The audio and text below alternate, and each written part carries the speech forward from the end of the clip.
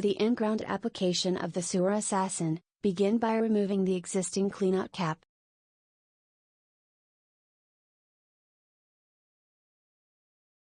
Once the existing cleanout cap has been removed, set aside as it will no longer be needed.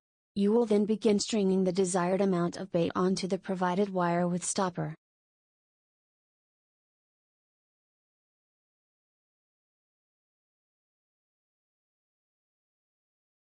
Then slide on the crimp collar.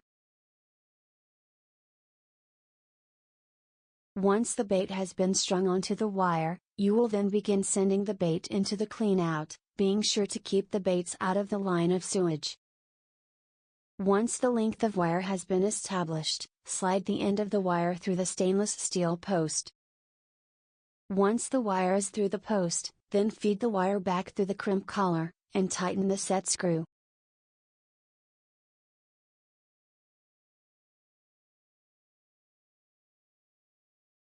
Cut off the excess wire if necessary. Once the wire with bait has been secured to the Sewer Assassin, then reinstall the cap onto the sewer cleanout. Be sure to snug the Sewer Assassin to avoid tempering,